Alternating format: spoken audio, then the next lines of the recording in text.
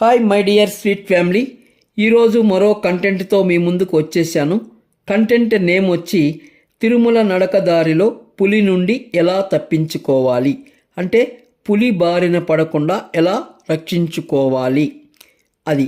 తర్వాత ఉన్న సమస్యను ఎలాగా అవకాశంగా మార్చుకోవాలి, అంటే ఇక్కడుండే సమస్యను ఎట్లా అవకాశంగా మార్చుకోవాలి అన్నదన్నమాట. సో ఈరోజు చెప్పే కంటెంట్ చాలా మంచి కంటెంట్. ఇన్ని రోజులు నా వీడియోని మీరు ఎవరికి షేర్ చేయమని ఎప్పుడూ అడగలేదు, కానీ ఈ వీడియోలో మాత్రం ప్రతి ఒక్కరు కనీసం 10 మందికైనా షేర్ చేయండి. ఎందుకంటే మనం ఎలాగూ ప్రత్యక్షంగా ఆ ప్రమాదానికి గురయ్యే వారిని రక్షించలేము, కానీ వారికి వారే రక్షించుకునే విధానం చెప్పి లేదా తెలియచేసి వారిని రక్షించవచ్చు. అప్పుడు అలా చేసినా మీరు స్వయంగా రక్షించినంత పుణ్యఫలము వస్తుంది. సో ఫస్ట్ పులి నుండి ఎలా తప్పించుకోవాలి అన్నది చెప్తాను. తర్వాత సమస్యను అవకాశంగా ఎలా మార్చుకోవాలి అన్నది చెప్తాను. అయితే అసలు ఈ వన్యమృగాలు ఎందుకు ఈ అడవుల్లో ఇలా విచ్చలవిడిగా తిరుగుతున్నాయంటే ప్రభుత్వం వారే వాటిని స్వయంగా వదిలారు. ఎందుకు వదిలారు అంటే అవి రోజు రోజుకి ఆ జాతి అంతరించిపోకుండా ఆ జాతిని కాపాడడం కోసము. రెండో రీజన్ వచ్చి అడవిల్లో రోజు రోజుకి స్మగ్లర్ల వల్ల హరించుకుపోతున్న అరణ్య సంపదను కాపాడడం కోసము ప్రభుత్వం వారు ఈ పులులని ఇలా వదులుతున్నారు. అయితే ఇక్కడ మన సమస్య పులుల్ని వదలడము కాదు, పులి కాదు. సమస్య అనేది ఏంటంటే పులిన బారిన పడడం, అది సమస్య. సో ఈ పులి బారిన పడకుండా తప్పించుకుంటే మన సమస్య అనేది ఉండదు. సో దాని బారిన పడకుండా తప్పించుకోవాలి అంటే ఏ అవకాశాలు ఉన్నాయో అవి పరిశీలిద్దాం. చూడండి, ఇక్కడ నెంబర్ 1 ప్రికాషన్ ఏంటంటే ఇది అందరికీ తెలిసిందే. ఒంటరిగా పోకుండా గుంపులుగా పోతూ గోవిందనామాలు చెప్పుకుంటూ లేకపోతే వెంకటేశ్వర స్వామి యొక్క కీర్తనలు పాడుకుంటూ వెళితే ఆ యొక్క శబ్దాలకి ఆ పులి మన దగ్గరికి వచ్చే ప్రయత్నం అనేది చేయదు. ఇది నెంబర్ 1 ప్రికాషన్. ఏంటి? గుంపులుగా వెళ్తూ ఏదో ఒక వెంకటేశ్వర స్వామి నామాలో కీర్తనలో పాడుకుంటూ వెళ్ళాలి. నెక్స్ట్ నెంబర్ 2, మనం వెళ్ళేటప్పుడు మనతో పాటు క్లోరోఫామ్ స్ప్రేయర్ కానీ క్లోరోఫామ్ అప్లై చేసిన చేతి గుడ్డో లేదా ఏదైనా ఒక గుడ్డ పేలుకు కానీ తీసుకెళ్ళాలి. ఎందుకంటే అవి మనపై దాడి చేస్తే మనం దానిపై ఇది ప్రయోగిస్తే, ఈ క్లోరోఫామ్ స్ప్రేయర్ అనేది ప్రయోగిస్తే అవి అక్కడి నుంచి వెళ్ళిపోతాయి, లేదంటే అది ఎక్కువగా పేలవడం వల్ల సొమ్మసిల్లి పడిపోతుంది. సో అందుకోసము మనం వెళ్ళేటప్పుడు ఈ క్లోరోఫామ్ అనేది తీసుకెళ్ళాలి. అయితే ఇక్కడ ఇంకొక జాగ్రత్త కూడా పాటించాలి.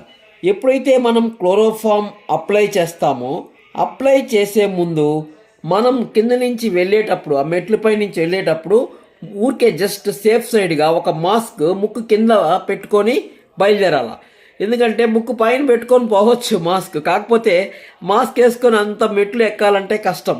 అందుకని ఊరికే మాస్క్ మామూలుగా మనం కరోనా టైంలో ఎట్లా తగిలించుకున్నామో ముక్కు కింద అట్లా తగిలించుకొని ఎప్పుడైతే మనం క్లోరోఫామ్ అప్లై చేస్తామో అప్పుడు మాత్రం ఖచ్చితంగా మన చేత్తో ఆ మాస్క్ని ముక్కు పైకి వేసుకొని ఇది అప్లై చేయాలి.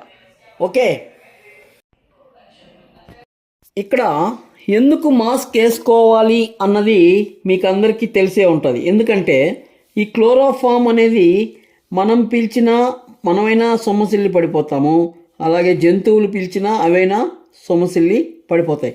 అందుకని ముందు జాగ్రత్తగా మనము మాస్క్ని మన ముక్కుకి అట్లా ఎలాడ తీసుకుంటూ వెళ్ళి ఎప్పుడైతే దీన్ని అప్లై చేస్తామో చేసే ముందు ముక్కుకి ఈ క్లోరోఫామ్ మనం పీల్చకుండా మాస్క్ అడ్డం పెట్టుకొని అప్లై చేయాలి. ఈ రెండు మనం తీసుకోవాల్సిన జాగ్రత్తలు. ఈ జాగ్రత్తల వల్ల ఆ పులి బారి నుంచి పడకుండా కొంతవరకు తప్పించుకోవచ్చు. ఏంటది? వెళ్ళేటప్పుడు గుంపులుగా వెళ్ళడం, వెళ్ళేటప్పుడు క్లోరోఫామ్ తీసుకొని వెళ్ళడం. ఇది. ఇకపోతే ప్రభుత్వం వారు తీసుకోవాల్సిన జాగ్రత్తలు ఏంటి అనేది ఇప్పుడు చెప్తాను, చూడండి. జనరల్గా ఈ వన్యమృగాలు అనేటివి శబ్దాలకి భయపడుతూ ఉంటాయి. కావున కృత్రిమంగా ఇలాంటి శబ్దాలను ప్రతి హాఫ్ కిలోమీటర్కి ఒకటి ఏర్పాటు చేయాలి. సమస్యను అవకాశంగా మార్చుకోవడం, ఆ యొక్క అవకాశాన్ని అందరికీ కల్పించడం అనేది ఎలాగో ఇప్పుడు చెప్తాను, చూడండి. ఇప్పుడు తిరుమలలో అనేక రకాల సేవలు ఉంటాయి. వాలంటీర్స్ చేసే సేవలు, అలాగే ఇక్కడ చాలా సేవలు చేస్తూ ఉంటారు. సేవలు చేయడం వల్ల వాళ్ళకి ఏదో ఒక దర్శనమో ఏదో ఒకటి ఉంటుంది. అంటే భగవంతుడికి ఏదో ఒక రూపంలో సేవ చేస్తారు. ఇప్పుడు పరకామణి అంటే అక్కడ పోయి డబ్బులు లెక్క పెట్టడం, క్యూలో ఉంచే జనాల్ని కంట్రోల్ చేయడం, ఈ లడ్డు కౌంటర్ల దగ్గర, ఇట్లా అనేక చోట్ల ఈ వాలంటీర్స్ అనేవాళ్ళు సేవలు చేస్తూ ఉంటారు. అయితే ఇక్కడ నేను చెప్పాను, ప్రభుత్వం వారు ప్రతి ఒక్క హాఫ్ కిలోమీటర్కి ఒక కృత్రిమమైన శబ్దాలను క్రియేట్ చేయాలి అని చెప్పాను కదా. ఇక్కడ ఆ శబ్దాలకు మోగించడానికి, అంటే ఇప్పుడు అక్కడ డమరకాలు ఉంటాయి కదా, ఆ డమరకాలను మోగించేదానికి వాలంటీర్స్కి అవకాశం కల్పించాలి. ఇలా చేయడం వల్ల నడకదారిన వచ్చేవారికి భరోసా కల్పించడమే కాకుండా స్వామివారు ఎంతో ప్రీతి చెందే ఈ నడకదారిన వచ్చి దర్శించుకునే భక్తులను రక్షించినట్లు అవుతుంది. ఇప్పుడు వాలంటీర్లకి రమ్మని చెప్పి ఇట్లా మరి డమ్మరకాలు మోగించాలా అట్లా ఉంటే ఇప్పుడు అది కూడా భగవంతుడికి సేవే కదా, చాలామంది ఇంట్రెస్ట్ చూపిస్తారు. కాబట్టి భక్తులు కూడా ఇలాంటి సేవలు చేయడం వల్ల స్వామివారిని దర్శించుకున్న దానికంటే అధిక పుణ్యం సంపాదించుకుంటారు. అందుకు ఈ టీటీడీ యాజమాన్యం వారు తక్షణమే ఈ కార్యక్రమాన్ని చేపట్టి భక్తులకు ఈ సేవల గురించి అవగాహన కల్పించాలి. ఇది నేను చెప్పాలనుకున్న నడకదారిన వచ్చే భక్తులను పులిబారి నుండి తప్పించుకోవడానికి ఉపాయం. ఈ వీడియో అందరికీ ఉపయోగపడుతుంది కాబట్టి నా స్వీట్ ఫ్యామిలీలోని సభ్యులందరూ లైక్ ఇస్తారని ఆశిస్తూ, ఆ వెంకటేశ్వర స్వామి అనుగ్రహంతో ఈ వీడియో అందరికీ చేరాలని ప్రార్థిస్తూ సెలవు తీసుకుంటున్నాను. శుభం.